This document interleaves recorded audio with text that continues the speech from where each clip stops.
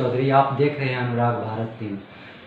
आप डॉक्टर साहब, अनुराग भारत में आपका स्वागत है जी। Thank you sir. Lung cancer के बारे में बताएं, इससे कैसे बचा जा सकता है? अगर लंग कैंसर हो जाता है तो क्या उसका उपाय है क्या?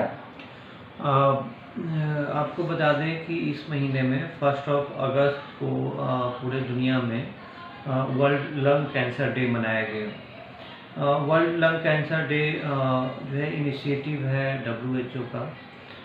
इसके थ्रू पूरे दुनिया में लंग कैंसर के अगेंस्ट में अवेयरनेस जो है कि लोगों में पैदा करना, लोगों को बताना कि इसके क्या क्या रिस्क फैक्टर्स हैं, क्या अर्ली साइंस एंड सिम्टम्स हैं, या क्या प्रिवेंटिव मेथड्स है जिससे कि लंग कैंसर को रोका जा सकता है।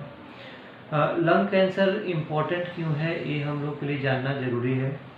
हर साल आप देखेंगे कि पूरे दुनिया में मोर देन 2 मिलियन केसेस जो है लंग कैंसर के न्यू केसेस डायग्नोस होते हैं हर साल, जो कि ग्लोबोकॉन डेटा 2020 में आया था। और उसमें से 1.8 मिलियन, करीब करीब 18 लाख के आसपास डेथ होता है। So lung cancer is the most common cause of cancer related death. ठीक है।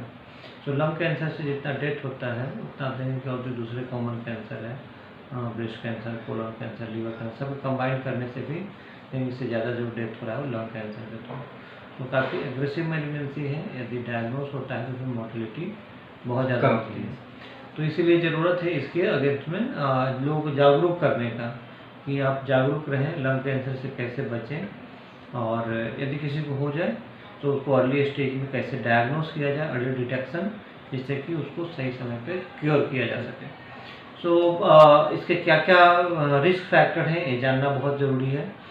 जो हमारे पास जो लंग कैंसर के केसेस आ रहे हैं, आप देखें कि मोस्ट ऑफ द लोगों में तंबाकू का हिस्ट्री होता है, स्मोकिंग का हिस्ट्री होता है। So most important risk factor for lung cancer is smoking, जिसका हिस्ट्री आपको मोर देन 80% लोगों में मिलेगा। इवन जो स्मोक कर रहे हैं उनको तो रिस्क होता ही है, बट आसपास में जो रह रहे हैं, जो लोग साथ में रहते हैं, उनको भी रिस्क होता है, जिसको कि हम कहते हैं कि सेकेंड हैंड स्मोक या थर्ड हैंड स्मोक। सो यदि आपके फैमिली में आसपास में कोई भी स्मोकिंग या तंबाकू, सिगरेट, बीड़ी वगैरह का यूज़ करता है, तो इससे आसपास के सब लोग अफेक्टेड होते हैं। पूरे फैमिली या उस घर में जो लोग रहने वाले हैं, सब लोग को उसका दुष्प्रभाव झेलना पड़ता है। सो कोशिश करना है कि इस तरह से जो भी जिसको भी आदत हो, बुरी लत हो, उनको इससे दूर किया जाए, उनको छुड़ाया जाए, इससे बचने का ज़रूरत है।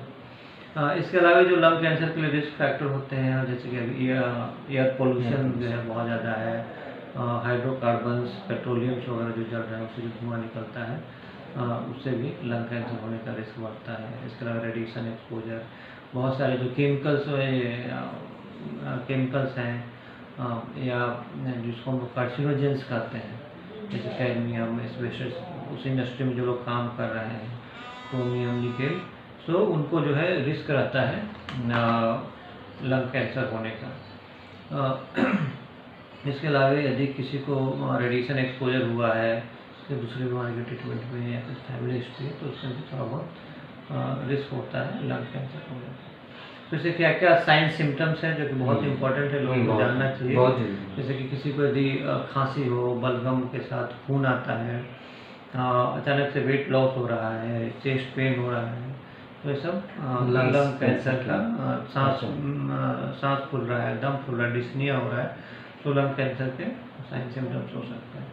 तो ऐसी स्थिति में हम लोग सलाह देते हैं कि कुछ एक्सरे कराएं, लो डोज CT स्कैन है ना, CT स्कैन वगैरह कराएं, जिससे कि यदि वहाँ पर कोई भी पैथोलॉजी होगा तो एक इन्फॉर्मेशन मिलेगा, एक जानकारी मिल जाएगी क्या है, और उससे अर्ली डायग्नोसिस और डिटेक्शन में सुविधा होती है। डॉक्टर साहब, खाने पीने में कोई ऐसी चीज़ जिससे लंग्स कैंसर का होने का खतरा ज़्यादा? और देखिए, खाने पीने की जो भी वस्तु है, तो उसमें सबसे पहले तो वही है कि तंबाकू से दूर रहना है। ठीक है। पोल्यूशन से दूर रहना है, या उस तरह से कुछ इंडस्ट्री है जैसे निकेल या है, एस्बेस्टस, कैडमियम वगैरह जो है ना, उसमें ज़्यादा रिस्क होता है। खाने पीने में जो है, जो बहुत सारे स्टडी हुए, ट्रायल्स हुए, उसमें जैसे ये बताया गया है कि ग्रीन वेजिटेबल्स और फ्रूट्स वगैरह खाने में ज़्यादा होना चाहिए। रेगुलर एक्सरसाइज करें, जैसे कि आपका इम्यूनिटी मजबूत रहे, इससे आप हर तरह की बीमारी से बच सकते हैं। कैंसर भी उसमें से एक है। सबसे महत्वपूर्ण चीज़ होता है लंग कैंसर, किसी भी कैंसर में, कि अर्ली डिटेक्शन। यदि सही समय पे बीमारी का पता चले तो उसको क्योर किया जा सकता है, उसको जड़ से खत्म किया जा सकता है। तो सही समय पे डिटेक्शन होना, अर्ली डायग्नोसिस जो है कि होना ज़रूरी है, और डायग्नोसिस होने के बाद उसका जल्द से जल्द इलाज कराएं। हमारे सेंटर में लंग कैंसर ट्रीटमेंट के लिए सारी सुविधाएं हैं। यहाँ पे कीमोथेरापी, टारगेटेड थेरापी, इम्यूनोथेरापी, जो भी जितने तरह का इलाज होता है, सर्जरी वगैरह यहाँ पे सब अवेलेबल है। मगध कैंसर सेंटर में लंग्स कैंसर का अभी आपके पास कितने रोगी करीब करीब पहुँचे? देखिए, क्योर कितने? एग्जैक्ट नंबर तो नहीं बता सकते, बट बहुत सारे पेशेंट हैं जो अर्ली स्टेज में होते हैं तो बिल्कुल क्योर हो जाते हैं। दूसरा हम आपको ये बता सकते हैं कि कुछ जो इवन एडवांस स्टेज में भी है, चौथे स्टेज में भी जो पेशेंट हैं, उनका आगे का जो सर्वाइवल है या क्वालिटी ऑफ लाइफ है, बहुत सारी चीज़ डिपेंड करता है कि उसका बायोलॉजी क्या है। ठीक है, तो ट्यूमर में यदि EGFR वगैरह पॉजिटिव है, लंग रिसेप्टर पॉजिटिव है, तो उनका बहुत अच्छा रिजल्ट होता है, आउटकम होता है।